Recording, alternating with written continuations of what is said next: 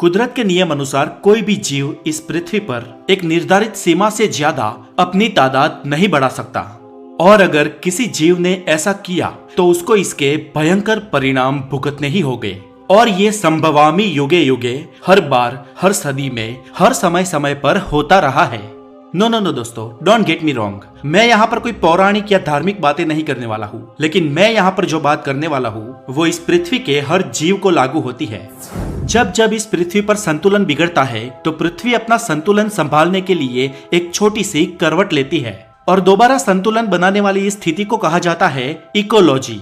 तो दोस्तों, मैं हूँ हितेश गिरी गोसाई, आप है द नॉलेज के साथ, और आज मैं आपके लिए लेकर आया हूँ हमारी पृथ्वी और जीवन के गर्भ में छुपी कुछ ऐसी बातें जो हमें फिर से एक बार सोचने पर मजबूर करेगी।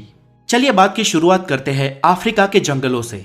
इस घने जंगलों में शेर आमतौर पर संयुक्त कुटुंब में अपनी फैमिली के साथ रहते हैं और ऑन एवरेज शेर की एक फैमिली का आधिकारिक क्षेत्र करीब 2.5 से 3 वर्ग किलोमीटर का होता है।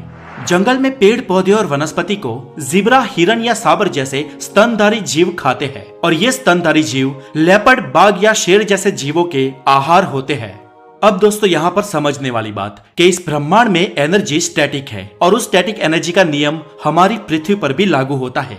जब पेड़ पौधे और वनस्पति सीड्स, मिट्टी, पानी और सूर्य प्रकाश के द्वारा उत्पन्न होते हैं, इसलिए उनमें ऊर्जा या एनर्जी होती है। अब एक उदाहरण के लिए मान लो कि जब हिरन या जिब्रा जैसे जीव इन पेड़ पौधों को खाते हैं तब उनकी 10% एनर्जी इन जीवों में चली जाती है, और जब शेर या बाघ जैसे जीव इन स्तनधारियों को खाते हैं तब इनकी 10% एनर्जी उनमें चली जाती है। और ये शेर या बाघ भी अमर नहीं है, जब ये मरते हैं तो एंट्री होती है कुदरत के सफाई करने वाले जीवों की। गिद्ध और चीर जैसे पक्षी इनके मृतदेहों का सफाया कर देते हैं और ये 10% एनर्जी उनमें ट्रांसफॉर्म हो जाती है। और जब ये पक्षी मरते हैं तो उनकी बॉडी में से बैक्टीरियाज अलग हो जाते हैं। लंबे समय के बाद ये एनर्जी जमीन में चली जाती है, खाद का काम करती है और जमीन को फर्टिलाइज बनाती है। कुदरत का ये घटना चक्कर हमेशा चलता रहता है और एनर्जी एक जगह से दूसरी जगह में ट्रांसफॉर्म होती रहती है। इस तरह दोस्तों, इस पृथ्वी पर हम सारे जीव कम या ज्यादा मात्रा में एक दूसरे के साथ जुड़े हुए हैं। पर प्रॉब्लम तब शुरू होती है जब कोई जीव कुदरत के नियमों को चैलेंज करता है। अगर सब कुछ स्टेबल रहे तो पृथ्वी पर लाइफ नॉर्मल चलती रहती है, लेकिन ये स्टेबिलिटी हमेशा के लिए नहीं रहती। इसमें बीच बीच में ब्रेक लग जाती है। ब्रेक ऐसे लग सकती है कि शेर और बाघ जैसे प्राणी जब अपनी तादाद बढ़ा लेते हैं तो हिरन जैसे स्तनधारी जीव जंगल में कम हो जाते हैं और शिकारी प्राणी भूख के कारण मरने लगते हैं। और जब हिरन, जिब्रा या रोज जैसे प्राणियों की तादाद बढ़ती है तब भी ये प्रकृति के चक्र में नई बाधा खड़ी करते हैं और ऐसे समय पर प्रकृति इन बड़े हुए जीवों का सफाया करती है और पृथ्वी के इकोसिस्टम में संतुलन बनाए रखने का बीड़ा खुद प्रकृति उठाती है। दोस्तों, इकोलॉजी के अनुसार इस पृथ्वी पर किस जीव की तादाद कितनी बढ़ेगी, कितनी घटेगी या किस हद तक स्थायी रहेगी, ये उसके जन्म दर, आयुष्य और मृत्यु दर पर आधारित होता है। और अगर सच बताऊं तो इस पृथ्वी पर जीवन सापेक्ष है, निरपेक्ष नहीं है। यानी कि विविध जीवों के कद और उनकी आयु के अनुसार इस धरती पर उनकी तादाद कम या ज्यादा रहती है। जैसे कि दोस्तों, इस पृथ्वी पर कुल वायरस की संख्या के आंकड़े की बात करें तो इस पृथ्वी पर total 1 billion plus 1000 billion plus 1000 billion, मतलब एक के पीछे पूरे 31 जीरो लगाए उतने वायरस इस धरती पर हमेशा मौजूद रहते हैं। और दोस्तों, हम ऑन एवरेज एक सिंगल वायरस का आकार 100 नैनोमीटर मान ले और पृथ्वी के सारे वायरसेस को साइड बाय साइड खड़े करके एक कतार बनाई जाए तो वो लाइन 20 करोड़ प्रकाश वर्ष दूर तक जाएगी। जी हाँ, 200 मिलियन लाइट ईयर दूर तक। और दोस्तों, इतनी संख्या में इतने वायरस इस पृथ्वी पर एट अ टाइम पनप सकते हैं क्योंकि उनका कद बहुत ही छोटा है और इकोलॉजी के नियम के अनुसार ना ये इनसे ज्यादा बढ़ने चाहिए और ना ही ज्यादा मात्रा में घटने चाहिए। अगर इसे एक और उदाहरण से समझे तो नदी या तालाबों में बेहद ही छोटे जीव पैरामीशियम्स अपनी तादाद डबलिंग में बढ़ाते हैं। इन जीवों को हम माइक्रोस्कोपी के बिना देख भी नहीं सकते, लेकिन ये जीव हर 22 घंटे में अपने शरीर के 2 भाग कर लेते हैं।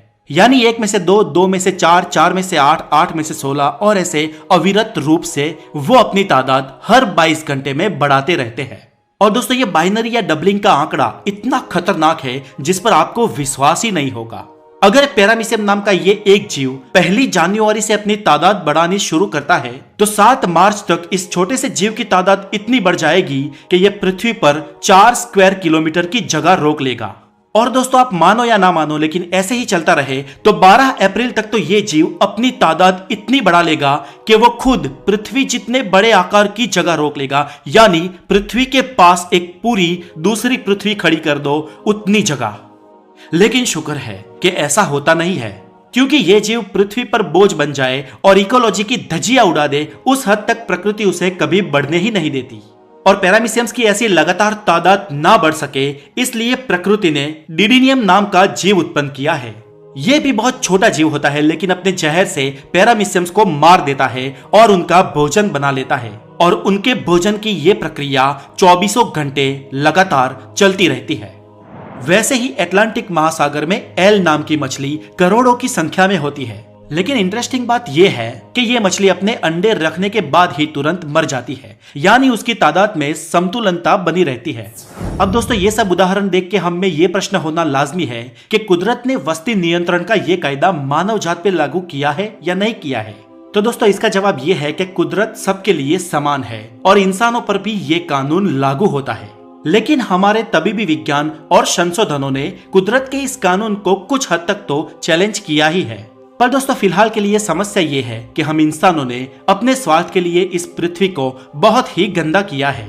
हमने ना सिर्फ लगातार हमारी तादाद बढ़ाई है, लेकिन हमारी इस मानव तादाद ने पृथ्वी की हवा, पानी, खुराक और हर चीज को प्रदूषित किया है। और धरती का इस संतुलन बिगाड़ने में हमारा इतना योगदान है कि हमने अपने आप को तो खतरे में डाला ही है, लेकिन इस पृथ्वी के अन्य मासूम जीवों को भी खतरे में डाला है।